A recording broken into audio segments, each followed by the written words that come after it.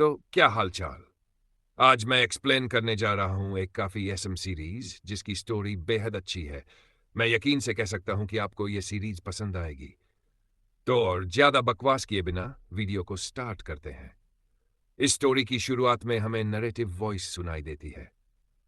कहानी एक हीरो के जन्म से शुरू होती है। एक ट्रांस माइग्रेटेड हीरो जो उस कॉन्टिनेंट में पैदा होता है बना जहां काउंटलेस हीरोज जन्म लेते रहते हैं। लेकिन यह सब केवल कहानियों और नोवेल्स में होता है जो किसी हीरो की सारी परेशानियों और संघर्ष को दिखाता है। फॉरेस्ट ऑफ डार्कनेस से निकलने के बाद मेन कैरेक्टर चोई हान ने इंसानी प्यार का अनुभव किया। उसने उन सभी लोगों को अपनी फैमिली और फ्रेंड के रूप में अपनाया। लेकिन यह शांति ज्यादा दिन नहीं टिकती, क्योंकि किसी अननोन ऑर्गेनाइजेशन ने पूरे हैरिस विलेज को तबाह कर दिया और उसका नामो निशान मिटा दिया। चोई हान काफी पावरफुल था, क्योंकि उसने अपनी आधी जिंदगी फॉरेस्ट ऑफ डार्कनेस में बिताई थी। वह जेंटल और प्योर था, क्योंकि उसने आज तक अपनी लाइफ में किसी को नहीं मारा। हम देखते हैं कि चोई हान हैरिस विलेज को जलते हुए और लोगों को मरा हुआ देखकर गुस्से में भर जाता है। इसी गुस्से में वह पहली बार किसी को मारता है। चोई हान उन सभी अननोन ऑर्गेनाइजेशन के लोगों को मार रहा था। लेकिन जब उनके ऑर्गेनाइजेशन के लोग उसके सामने अटैक करते हैं तो चोई हान के पावर के सामने कोई भी टिक नहीं पाता। चारों तरफ सिर्फ लाशें ही बिछी होती हैं। इतनी लंबी फाइट के बाद चोई हान काफी थक जाता है और आधा बेहोश हो जाता है। अंततः उन सभी अननोन ऑर्गेनाइजेशन के लोगों को मारने के बाद वह अपने सेंस में वापस आता है और खुद को संभाल पाता है। लेकिन उसे उस ऑर्गेनाइजेशन के बारे में कोई भी जानकारी नहीं मिलती। उन सभी के मरने की वजह से चोई हान काफी उदास हो जाता है।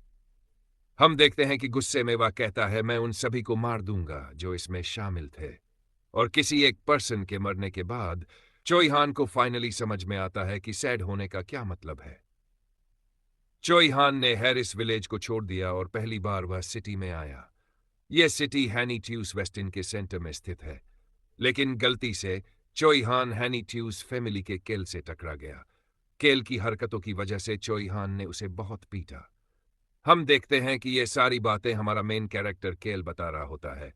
वह आगे कहता है, जब मैं उठा तो मैं केल हैनी ट्यूस के बॉडी में आ गया था। हर दिन की तरह मैं अपने घर में बैठकर the birth of A hero novel पढ़ रहा था। लेकिन अचानक मेरी आंख लग गई और मैं सो गया। फिर केल अपने आप को गौर से देखते हुए कहता है, यह काफी बुरा है। देखने से लग रहा है कि मैं सच में केल के बॉडी में आ गया हूं। The birth of A hero volume 1 में केल हैनी ट्यूस सिर्फ चोई हान के फेमस होने के लिए एक मुहारा था। तभी केल रिलैक्स होते हुए कहता है, ठीक है, यह इतना बुरा भी नहीं है। मेरी पिछली लाइफ में मैं बस एक रफन था जिसके पास थोड़े से भी पैसे नहीं थे और वहां मेरा किसी से ज्यादा अटैचमेंट नहीं था। मेरे पास ना तो कोई फ्रेंड था और ना ही कोई प्यार करने वाला। इसलिए मेरे मरने की वजह से वहां किसी को भी फर्क नहीं पड़ता।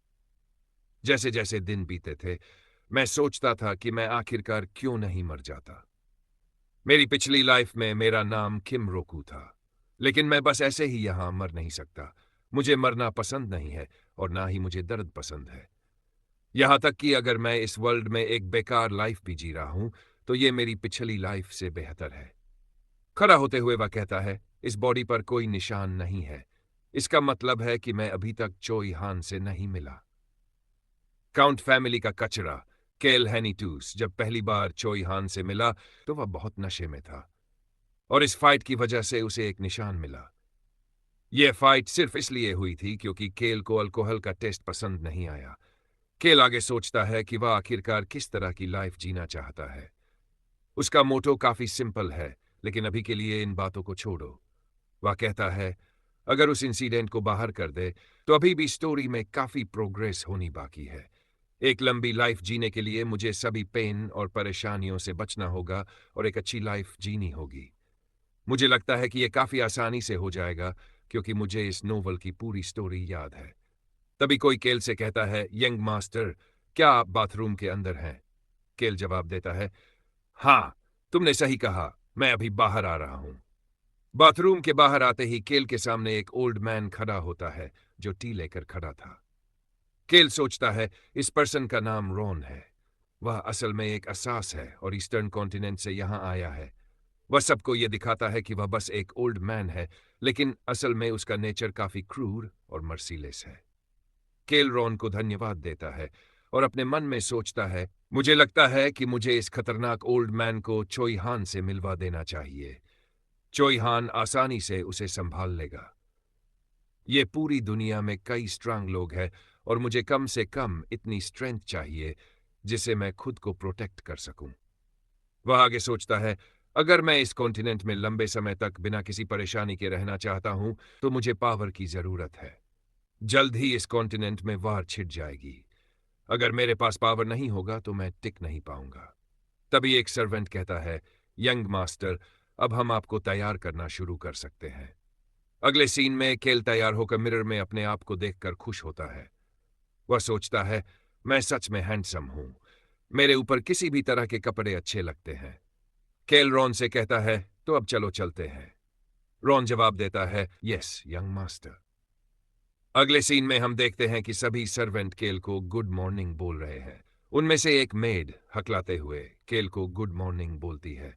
केल उस मेड को इतना डरता हुआ देखकर अजीब सा फेस बनाता है और कहता है वह काफी डर रही है। लेकिन केल ऐसा पर्सन नहीं था जो बिना वजह दूसरों को मारता। सबसे खराब समय तब होता है जब केल नशे में चीजों को तोड़ना शुरू कर देता। उसे बस खेलना और ड्रिंक करना पसंद था। वह सच में एक ट्रैश था। ये मेरे लिए अच्छी बात है क्योंकि मुझे सब कचरा समझते हैं, इसलिए मैं अपने काम आसानी से कर सकता हूं, केल सोचता है। तभी रॉन दरवाजे खोलते हुए कहता है, मैं उम्मीद करता हूं कि आप अपना ब्रेकफास्ट एंजॉय करेंगे। केल जवाब देता है, रॉन शुक्रिया। केल कमरे के अंदर आता है और देखता है कि टेबल पर पूरी हैनी टूस फैमिली बैठी हुई थी। हमें बताया जाता है कि उनके पिता काउंट डेर हैं, स्टेप मदर काउंटेस वायलन, छोटा भाई बेसन और छोटी सिस्टर लीली। केल का फादर काउंट केल से कहता है, तुम आज फिर से लेट हो, आकर सीट पर बैठ जाओ। केल सोचता है, मेरे फादर के पास स्पेशल स्किल नहीं है, बस बहुत पैसा है। स्टेप मदर और सिबलिंग्स मुझे हमेशा इग्नोर करते हैं, इसलिए शांति से जीने के लिए ये एनवायरनमेंट मेरे लिए काफी अच्छा है। केल देखता है कि सभी लोग उसे घूर रहे हैं। वह फादर से पूछता है, क्या आप कुछ कहना चाहते हैं? फादर कहते हैं, नहीं, कुछ नहीं। केल सोचता है, मुझे लगता है कि उन्हें मुझे हैंडल करना मुश्किल होगा, इसलिए मुझे जल्दी से खाकर यहां से निकल जाना चाहिए। वह खाना खाता है और थोड़ा मुस्कुराता है। इस पर बेसन का चम्मच गिर जाता है और वह हैरान होकर सोचता है, उसने अभी अभी मुस्कुराया। तभी बेसन की हरकत देखकर केल अपने मन में सोचता है, आखिरकार उसके साथ क्या हुआ है। केल वाइन उठाता है और बिना किसी शिकायत के पीता है। इसके बाद वह खाना खाने लगता है। तभी फादर कहते हैं, केल। केल जवाब, डिलीशियस है। ये सुनकर फादर कहते हैं, हाँ तुमने सही कहा, क्योंकि टेस्ट बिल्कुल कचरे की तरह है। तभी उन्हें रियलाइज होता है, क्योंकि उन्होंने ये एक्सपेक्ट नहीं किया था। उन्हें लगा था कि केल को हमेशा की तरह खाना पसंद नहीं आएगा। तभी केल आगे कहता है, हाँ ये काफी डिलीशियस है और सब चीजों का टेस्ट काफी अच्छा है। यह सुनकर फादर केल से कहते हैं, हाँ तुमने सही कहा, यह डिलीशियस है। मुझे अच्छा लगा कि तुम खाने को एंजॉय कर रहे हो। यह सुनकर केल फादर से कहता है, प्लीज फादर, आप भी खाने को अच्छे से खाइए। और अपने मन में सोचते हुए कहता है, यह अच्छा है कि मुझे सब ट्रैश समझते हैं, इसलिए वे मुझे मेरे मैनर्स की वजह से क्रिटिसाइज नहीं करेंगे। लेकिन एक और चीज सोचते हुए वह बेसन की तरफ देखता है और कहता है, इस टेरिटरी को रूल करके अपनी लाइफ को जीना काफी कॉम्प्लिकेटेड है। बल्कि अगर बेसन काउंट बन जाता है तो मैं काउंट के ओल्डर ब्रदर की पोजीशन का यूज करते हुए एक पीसफुल लाइफ जी सकता हूं। अगर ऐसा पॉसिबल नहीं हो पाया और वॉर हो गई तो मैं सिर्फ अपनी चीजों को लेकर ऐसी जगह पर चला जाऊंगा जहां पर वॉर न पहुंच सके। तभी फादर केल से कहते हैं, केल क्या तुम्हें किसी चीज की जरूरत है? यह सुनकर केल थोड़ी देर सोचता है और फिर कहता है, हाँ मुझे कुछ पैसों की जरूरत है, इसलिए आप मुझे जितना पैसा दे सकें उतना ही दीजिएगा। यह सुनकर फादर कहते हैं, तो ठीक है, मैं तुम्हें काफी सारा पैसा दूंगा। यह सुनकर केल काफी ज्यादा खुश हो जाता है और मुस्कुराने लगता है। अगले सीन में हम देखते हैं कि केल पैसों के अमाउंट को देखकर हैरान हो जाता है और कहता है, इतना ज्यादा पैसा, ये तो कुछ ज्यादा ही है। और अपने मन में सोचते हुए कहता है, इस हाउस में सिर्फ काफी सारा पैसा नहीं है बल्कि यहां तो कुछ ज्यादा ही पैसा है। वह पैसे अपनी जेब में रखते हुए अपने मन में सोचता है, इतने ज्यादा पैसों के साथ लगता है मुझे अपने प्लान को चेंज करना होगा। तभी वह कहता है, रॉन। ये सुनकर रॉन कहता है, यंग मास्टर, मैं आपके लिए क्या कर सकता हूं? ये सुनकर केल रॉन से पूछता है, आज डेट क्या है? ये सुनकर रॉन कहता है, फेलिक्स कैलेंडर के अकॉर्डिंग आज 3rd मंथ का 29th डे है और ईयर 7 माचियोनंद है। ये सुनकर केल अपने मन में सोचते हुए कहता है, 3rd मंथ का 9th डे मुझे जल्दी करनी होगी, क्योंकि चोई हान जल्द ही वेस्टर्न यानी कि यहां पर आने वाला है। यहां से सीन शिफ्ट होता है। हम सिटी का सीन देखते हैं, जहां केल अपनी गाड़ी से उतरकर एक स्टोर के बाहर आ जाता है। हम देखते हैं कि उसका गार्ड उसे फॉलो कर रहा था, जिसे देखकर केल कहता है, तुम अब यहां से जा सकते हो। यह सुनकर वह गार्ड हैरान होते हुए कहता है, क्या? तभी केल आगे कहता है, क्या तुम मुझसे फिर से खुद को रिपीट करवाना चाहते हो? और स्टोर के अंदर की तरफ जाने लगता है। ये देखकर वह गार्ड केल से पूछता है, मेरा मतलब है कि क्या यंग मास्टर, मुझे आपका इंतजार नहीं करना है? यह सुनकर केल कहता है, हां, तुमने सही कहा, मैं यहां थोड़ी देर तक रुकूंगा। और दरवाजा खोलकर स्टोर के अंदर आ जाता है। दरवाजे के खुलने की आवाज सुनकर वहां पर बैठा एक पर्सन दरवाजे की तरफ देखता है, जहां केल खड़ा होता है। उसे देखकर सभी लोग काफी ज्यादा घबरा जाते हैं, लेकिन केल की नजर इस स्टोर के ओनर पर होती है। जिस पर्सन को देखकर केल कहता है, इस वेल्थी का नाम लोस है।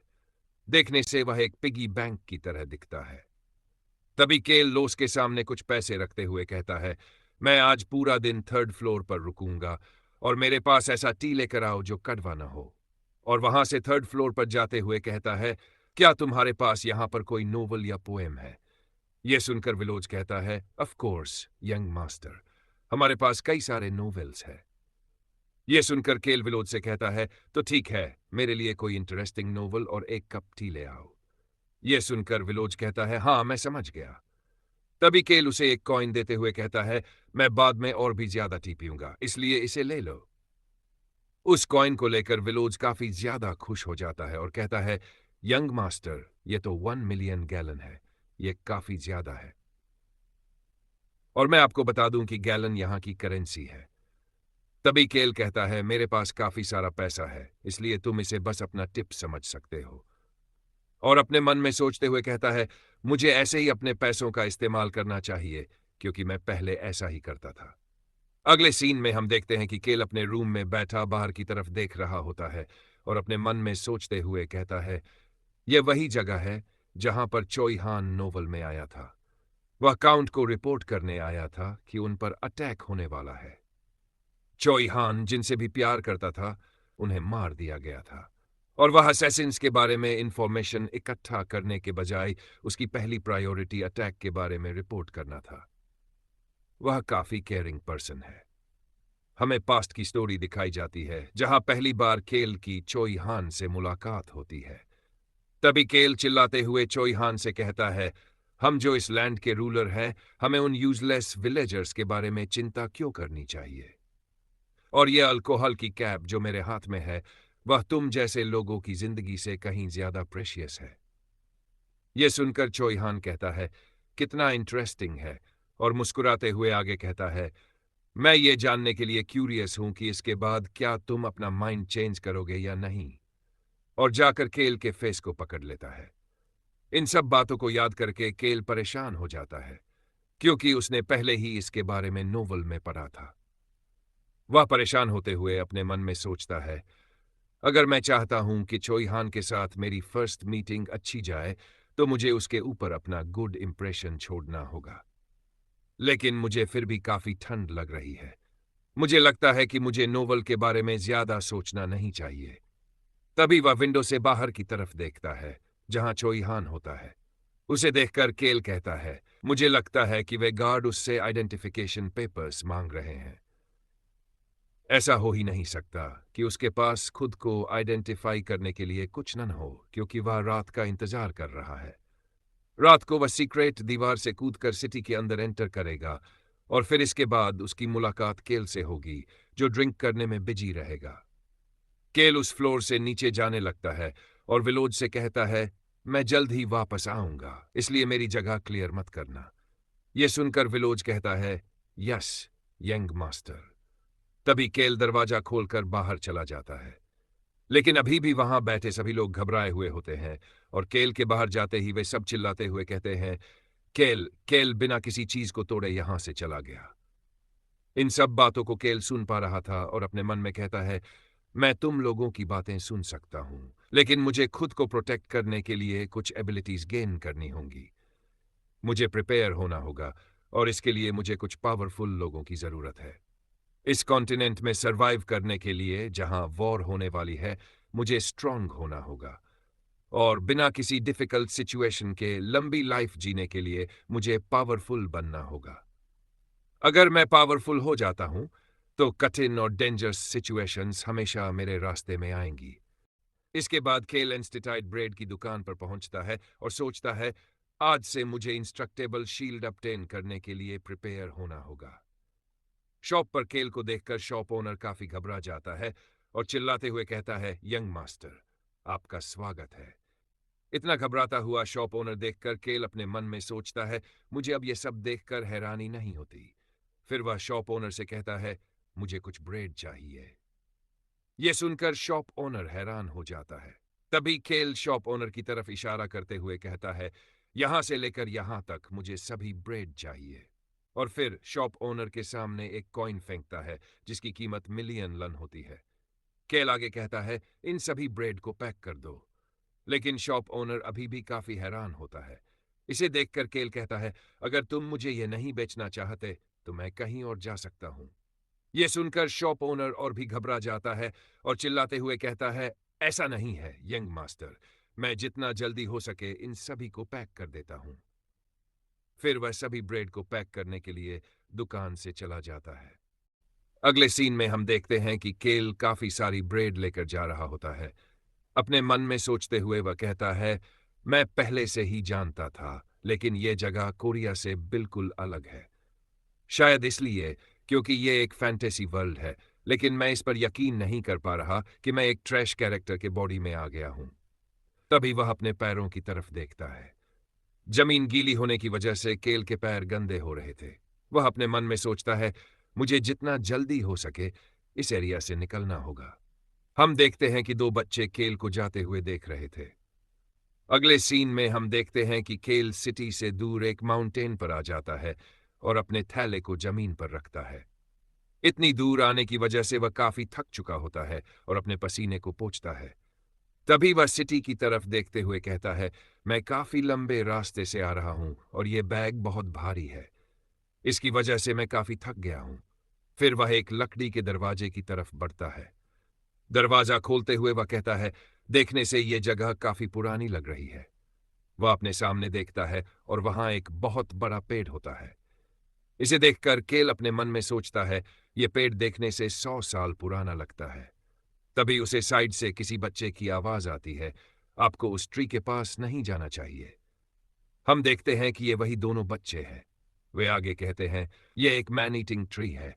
जो लोग इस जो लोग इस ट्री पर लटक कर सुसाइड कर देते हैं, वे रात को ममिया बन जाते हैं। यह सुनकर केल मुस्कुराता है और अपने मन में सोचता है, तो ये वही ट्री है जिसे मैं ढूंढ रहा था। केल हमें बताता है, काफी लंबे समय पहले एंसन टाइम के दौरान एक ऐसी पर्सन थी जिसे खाने से बहुत प्यार था। उसकी वजह से ग्लूटोन ने उसे टेंपल से निकाल दिया। वह काम करते करते आखिरकार मर गई और उसकी बॉडी की वजह से यह ट्री ग्रो हुआ है।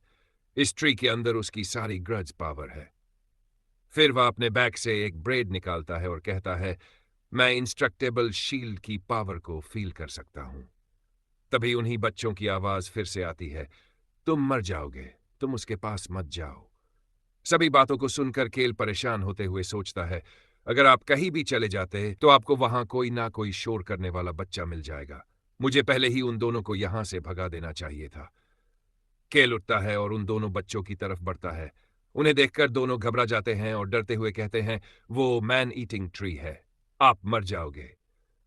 तभी केल उन दोनों के पास ब्रेड के 2 बैग फेंकता है और कहता है, मैं नहीं मरूंगा, इसलिए यहां से चले जाओ। लेकिन उनमें से एक बच्ची कहती है, यह मैं ईटिंग ट्री हूं। केल उन्हें कोल्ड लुक देता है और कहता है, क्या तुमने कभी केल द ट्रैश के बारे में सुना है? केल के कोल्ड लुक को देखकर दोनों घबरा जाते हैं। उनमें से एक बच्चा कहता है, नूना, चलो यहां से चलते हैं। फिर वही बच्ची केल से कहती है, तुम नहीं मर सकते। ये सुनकर केल एक अजीब सा फेस बनाता है और ट्री की तरफ बढ़ते हुए कहता है, तो चलो इसे फिर से शुरू करते हैं। फिर केल उनमें से एक ब्रेड को ट्री के पास वाले ब्लैक होल में डालता है। ब्रेड तुरंत गायब हो जाती है, लेकिन उसका हाथ अपने आप बाहर आ जाता है।